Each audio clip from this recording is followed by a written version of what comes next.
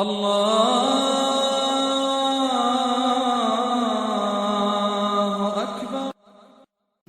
أعوذ بالله من الشيطان الرجيم.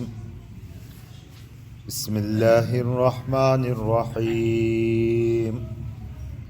ألف لام را تلك آيات الكتاب المبين. إنا أنزلناه قرآنا عربيا لعلكم تعقلون. نحن نقص عليك أحسن القصص بما أوحينا إليك هذا القرآن وإن كنت من قبله لمن الغافلين. إذ قال يوسف لأبيه يا أبت إني رأيت 11 كوكبا والشمس والقمر رأيتهم لي ساجدين. قال يا بني لا تقصص رؤياك على إخوتك فيكيدوا لك كيدا إن الشيطان للإنسان عدو مبين. سورہ یوسف یہ انہی صورتوں کا ایک تسلسل ہے، مکی صورتوں کا. ان میں سے ایک سورہ یوسف ہے. یہ واحد یوسف علیہ السلام کا واقعہ ہے جو ایک ہی ساتھ تفصیل کے ساتھ اس صورت میں آیا ہے. باقی تو قرآن پاک میں جتنے بھی قصص انبیاء علیہم السلام کے آئے ہیں وہ حالات کے مطابق جس وقت جتنی ضرورت تھی تعلیم دینا، وہ اسی حالات کے مطابق اتنا ہی قصہ اس زمانے میں نازل ہوا ہے، اور جب ضرورت دوبارہ پڑی تو وہی قصہ دوبارہ بھی دہرایا گیا ہے. لیکن سورہ یوسف، حضرت یوسف علیہ السلام کا جو واقعہ ہے وہ ایک ہی ساتھ پورا اس صورت میں آیا ہے. ایک تو یہ ہے کہ اس صورت میں دوسرے انبیاء کے قصص نہیں ہیں، جبکہ باقی صورتوں میں تو مختلف انبیاء کی قصے آتے ہیں. اور دوسرا یہ ہے کہ ایک ساتھ ہی یوسف علیہ السلام کا سارا قصہ یہاں آیا ہے، پھر یوسف علیہ السلام کا قصہ پورا قرآن میں کہیں. اور اس کی مختلف وجوہات ہیں احادیث میں جو اس صورت کے بارے میں آتا ہے. ان میں سے ایک تو یہ ہے کہ بعض صحابہ نے دریافت فرمایا کہ یا رسول اللہ صلی اللہ علیہ وسلم قصوں کی فرمائش کی تو اللہ کی طرف سے سورہ یوسف کی نازل ہوئی تو یہ قصہ پورا سنایا. لیکن یہاں ایک روایت اور ہے جو کہ زیادہ مشہور بھی ہے، اور وہ یہ ہے کہ حضور نبی اکرم صلی اللہ علیہ وسلم کا امتحان لینے کے لیے سوال کیا گیا. یہ اہل کتاب کی طرف سے سوال ہوا کہ یہ بنو اسرائیل جو ہیں یہ مصر میں کہاں سے آ گئے، جبکہ ان کا مقام تو فلسطین اور شام ہے. ان ایریاز میں ان کو ہونا چاہیے تھا، یہ آ کے مصر میں کہاں سے آ گئے.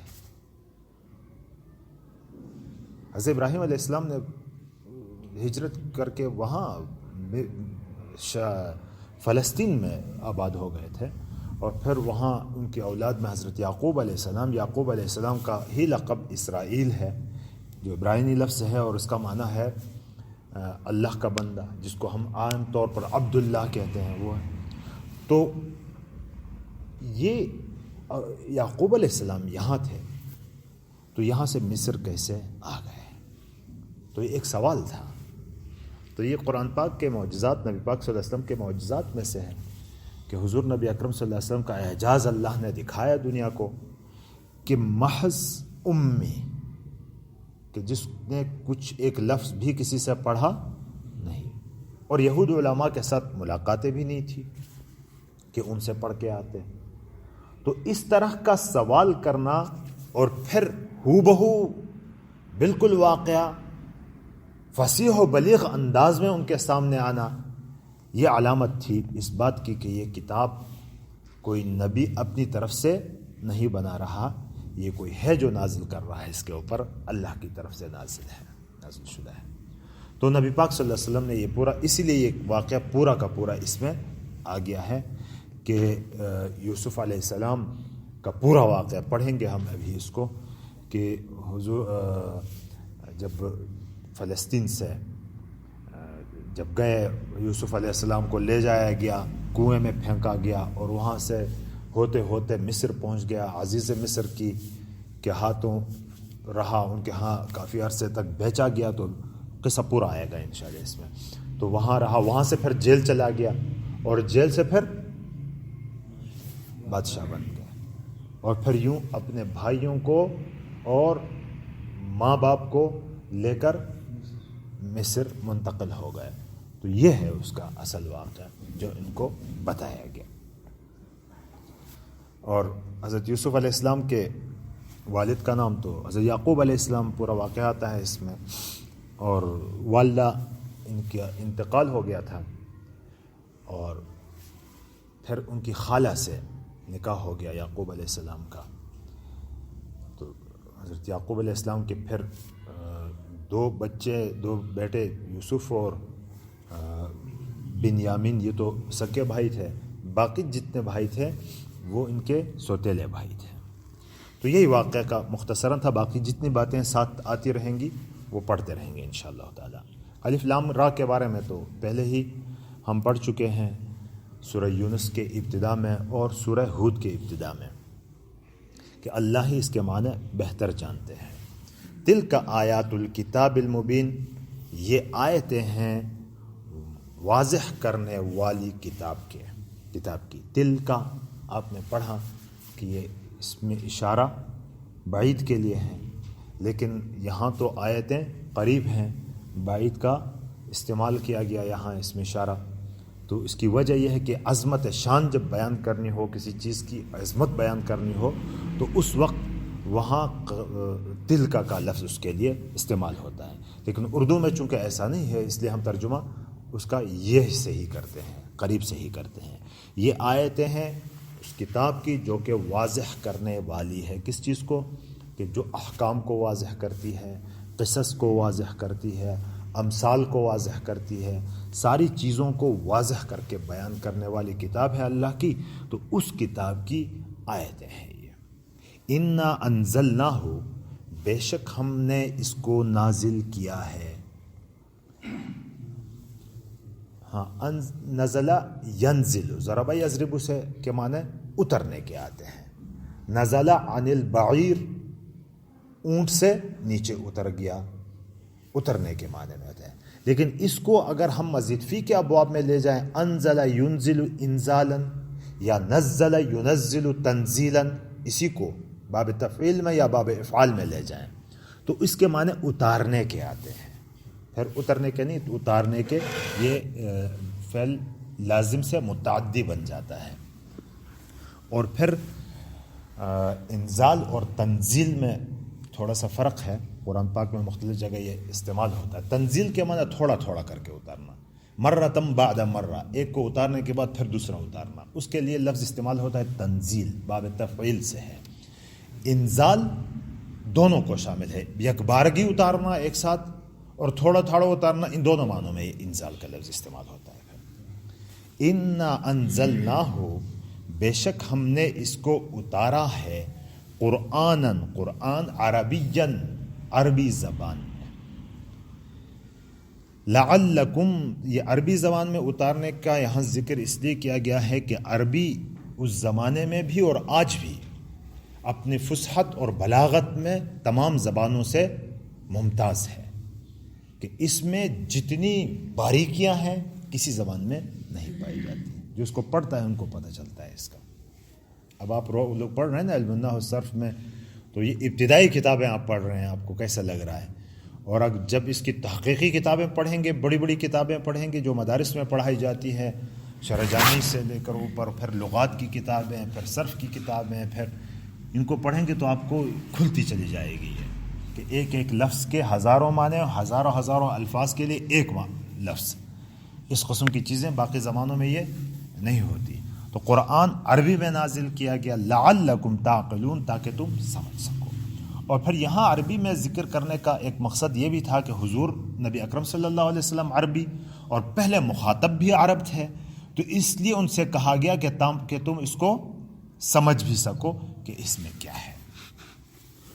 اور پھر قرآن کو عربی میں اتارنے کی وجہ جو بیان کی کہ تاکہ تم سمجھ سکو اس کو. تو اب یہاں سے ایک بات اور بھی سامنے آتی ہے کہ دیکھیں قرآن پاک کو ہم الفاظ تلاوت کرتے ہیں تو بڑے ثواب کا کام ہے. ایک ایک حرف پر نیکیاں ملتی ہیں. اس میں ایک حرف کے بدلے میں کتنی نیکیاں ہیں؟ 10 نیکیاں. تو یہ تو کم از کم درجہ ہے، اور زیادہ سے زیادہ اور بھی بڑھ جاتا ہے. بعض حدیث میں آتا ہے کہ نفلی نماز میں پڑھیں تو 50 نیکیاں ہیں ایک حرف کے، فرض نماز میں پڑھیں تو 100 ہیں، کھڑے ہو کر پڑھیں تو زیادہ ہیں، بیٹھ کر پڑھیں تو اس سے کم ہیں. تو اس طرح کی ترتیب یہ کم از کم درجہ ہے اس کا کہ جو ہم نماز میں پڑھتے ہیں. اور پھر نبی پاک صلی اللہ علیہ وسلم کی بعثت کے مقاصد میں بیان کیا ہے کہ لقد من اللہ علی المؤمنین اذ بعث فیہم رسولا یتلو علیہم آیاتک ویعلمہم الکتاب والحکمت ویزکیہم. یتلو علیہم آیاتک کہ قرآن پاک کے الفاظ کی تلاوت کریں. تو تلاوت کرنا مستقل ایک عبادت ہے، ایک بہت بڑی عبادت ہے. لیکن جو قرآن نازل کرنے کے مقاصد میں سے وہ کیا ہے کہ اس میں غور و فکر کر کے سمجھ کے اس کو پڑھے کہ کیا ہے اس میں. جب تک سمجھیں گے نہیں تو قرآن میں کیا ہے کسی کو پتہ بھی نہیں چلے گا. یہ میں بار بار کہتا ہوں کہ قرآن اللہ ہمارے ساتھ بات کر رہا ہوتا ہے اور ہمیں پتہ نہیں ہے کہ کیا بات کر رہا ہے. تو آج الحمدللہ ہم نے ارادہ کیا ہوا ہے کہ اس کو سمجھ کے پڑھیں گے تو انشاءاللہ تعالی قرآن کو سمجھیں گے بھی. وَنَحْنُ نَقُصُّ عَلَيْكَ أَحْسَنَ الْقَصَصِ. قص یقص قصتاً و قصصاً کے معنی بیان کرنے کے بھی آتے ہیں اور قصہ بیان کرنے کے معنی میں بھی آتے ہیں. ہم بیان کرتے ہیں تمہارے اوپر بہترین باتیں، ہم تمہیں بتاتے ہیں بہترین قصے. اس سے احسن القصص سے مراد کیا ہے؟ بعض حضرات کہتے ہیں اس سے مراد یہی حضرت یوسف علیہ السلام کا قصہ ہے کہ جو بہترین انداز میں پورا کا پورا آیا ہوا ہے. اس لیے بعض کہتے ہیں کہ نہیں، یہ احسن القصص سے قرآن پاک کے باقی سارے قصے ہیں. سارے قصے بہترین انداز سے تمہیں بہترین ہی قصے بیان کیے جاتے ہیں. وہاں کوئی کہانی نہیں، کہانیاں نہیں ہے، بہترین قصے تمہیں بیان کیے جاتے ہیں. بما او با سبب یہ ہے بما اوحینا، بسبب اس کے کہ ہم نے وحی کی ہے تمہاری طرف، ھذا القرآن، اس قرآن کو تمہاری طرف وحی کرنے کی وجہ سے بہترین قصے ہم تمہیں بیان کرتے ہیں. وَإِن كُنْتَ مِن قَبْلِهِ لَمِنَ الْغَافِلِينَ، اگرچہ آپ تھے اس سے پہلے بے خبر لوگوں میں سے. اس سے پہلے تجھے کچھ پتہ نہیں. وہ قریش کو بھی کچھ پتہ نہیں تھا کیونکہ وہ بھی امی ہی تھے، اور حضور نبی اکرم صلی اللہ علیہ وسلم نے ایک لفظ ہی نہیں پڑھا تھا، تو آپ کو تو بالکل بھی پتہ نہیں تھا. یہ سارا کچھ آتا ہے کس کی طرف سے؟ اللہ کی طرف سے. اور یہ سوال بھی ان کا تھا کہ آپ ہمیں یہ گتھی سلجھائیں، آپ کہ یہ مشکل آپ ہمارے لیے حل کر دیں. یہ امتحاناً سوال تھا اور اللہ نے وہ سارا کچھ بتا دیا. تو اب دیکھیں، جس کو نہیں ماننا ہوتا ہے نا، تو آپ 1000 دلیل دے دیں وہ ماننے کے لیے تیار نہیں ہوتا. ورنہ یہ سوال کرنے والوں کے لیے تو چاہیے یہ تھا کہ اب ایمان لے آتے ہیں نا، کہ ان کو پتہ تھا کہ یہ نبی نہ کہیں گیا ہوا ہے، نہ اس کے پاس کوئی آیا ہے، نہ لفظ اس نے پڑھا ہے، نہ اس کو کوئی کہانی سنانے والا ہے. ایسی زندگی جو ہمارے سامنے ہے اس کی. اور جب ہم نے سوال کیا تو اس سوال کا پورا بلیغ اور فصیح انداز سے جواب سامنے آ رہا ہے. تو اس کا مطلب ہی یہی ہے کہ یہ اتر رہا ہے اللہ ہی کی طرف سے. وَإِن كُنْتَ مِن قَبْلِهِ لَمِنَ الْغَافِلِينَ، اگرچہ آپ اس سے پہلے بے خبروں میں سے تھے. ان میں سے اذ قال، اس ظرفیہ ہے، شروع میں آیا تو یہ کوئی واقعہ بیان کرنا ہو تو اس وقت کہتے ہیں کہ یہ یاد رکھنے کا وقت ہے کہ جب کہا تیرے رب، اذ قال یوسف، جب یوسف نے کہا، وہ وقت یاد کرو کہ جب یوسف نے کہا لِأَبِيهِ، اب باپ کو کہتے ہیں نا لِأَبِيهِ، اپنے باپ کو، اپنے باپ سے کہا۔ کون تھا یوسف علیہ السلام کا والد؟ حضرت یعقوب علیہ السلام۔ ان سے کہا، کیا کہا؟ یا ابتی، یہ اصل میں لفظ یا ابی، اے میرے ابو، لیکن ذرا پیار محبت میں یا کو ہٹا کے تا مکسور اس کے ساتھ لگا دیتے ہیں، پیارے ابا جان، یا ابتی، اے میرے ابا، انی رأیتو، بے شک میں نے دیکھا، رآ یرا رؤیتن کے معنی آنکھوں سے دیکھنا، رآ یرا رؤین کے معنی خواب دیکھنا، رؤیا خواب کو کہتے ہیں۔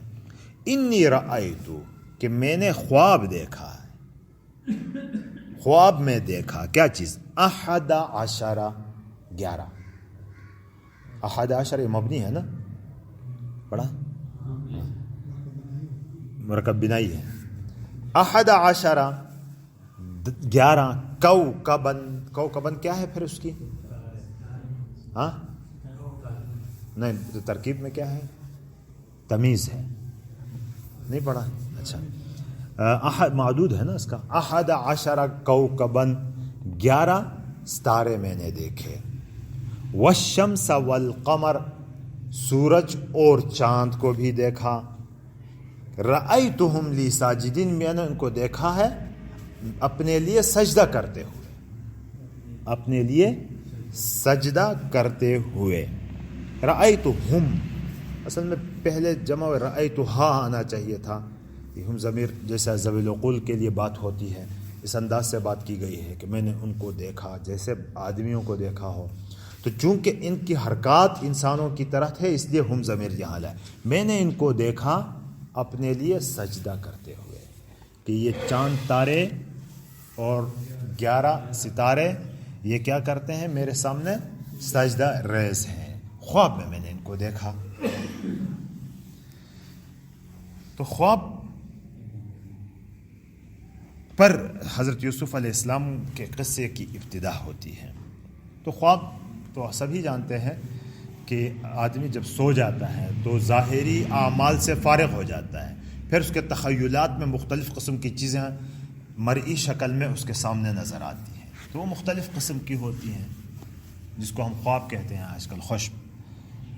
تو مختلف چیزیں سامنے آتی ہیں۔ بعض دفعہ تو ایسا ہوتا ہے کہ کوئی انسان جو دن بھر کام کیا ہے وہی چیزیں سامنے آ جاتی ہیں۔ بعض دفعہ ایسا ہوتا ہے کہ شیطان کی طرف سے مختلف شکل و صورتیں ڈراؤنی قسم کی اس کو آ جاتی ہیں، اور بعض ایسی ہوتی ہیں جو حقیقت پر مبنی ہوتی ہیں کہ امتثالی طور پر جو چیزیں کائنات میں موجود ہیں ان تک اللہ ہماری روحوں کو پہنچا دیتا ہے، وہاں پھر ہم حقیقی انداز میں اس کو دیکھ لیتے ہیں۔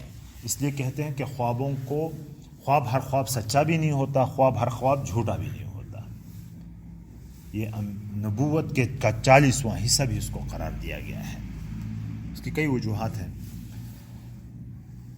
تو جو خواب انسان کو آ جائے تو اس میں حدیث میں تفصیلات ہیں اس کی، کہ اگر کسی قسم کا کوئی خواب آ جائے اور اس میں آدمی کو ڈر لگے، ڈراؤنا خواب ہو، تو اس کے لیے یہ ہے کہ بائیں طرف 3 دفعہ تھوک کے اللہ کی پناہ مانگنی چاہیے کہ اللہ اس کے شر سے میری حفاظت فرمائے۔ تو لفظ اس کے لیے استعمال کیا جاتا ہے اعوذ باللہ من شر ہذہ الرؤیا، کہ اللہ اس خواب کے شر سے میں تیری پناہ چاہتا ہوں۔ اپنی زبان ہی میں کہہ دے کہ اللہ اس خواب کی جو نقصانات ہیں اس کے شر سے میں تیری پناہ چاہتا ہوں، تو انشاءاللہ امید ہے کہ اللہ اس نقصان کو ہٹا دیں گے، وہ نقصان انسان کو نہیں ملے گا۔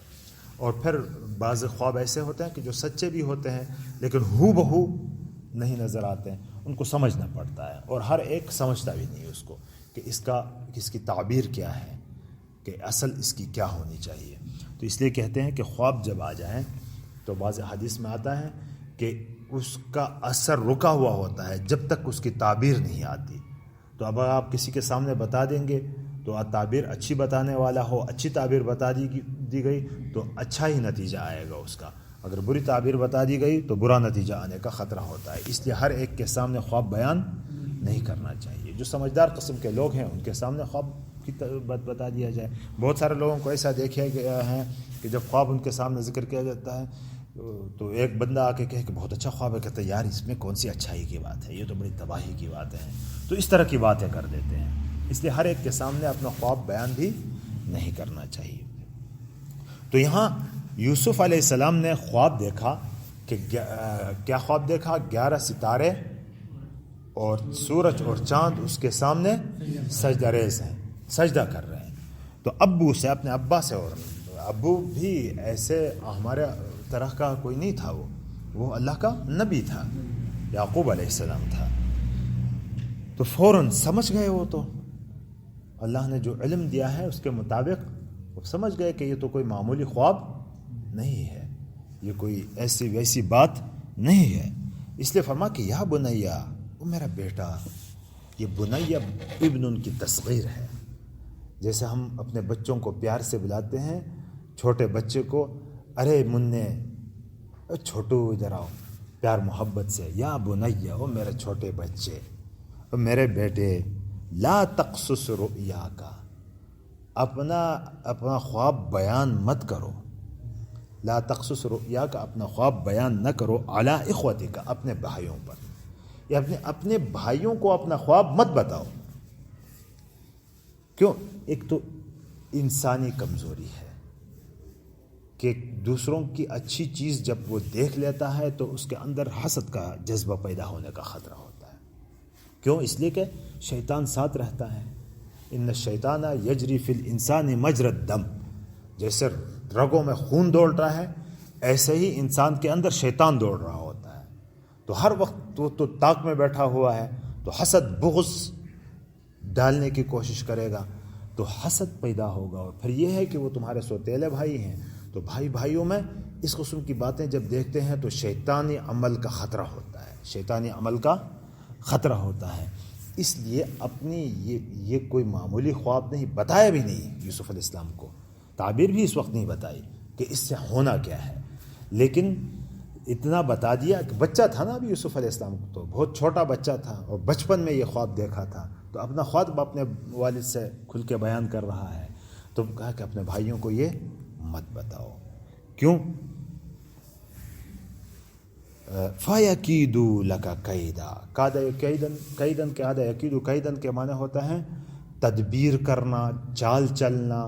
یہ اچھے معنی میں بھی استعمال ہوتا ہے کہ اچھی تدبیر کرنا، اور برے معنوں میں بھی استعمال ہوتا ہے کہ برائی کی چال چلنا، جس کو ہم سازش کرنا کہتے ہیں، کہ تمہارے خلاف کوئی سازش نہ رچائیں.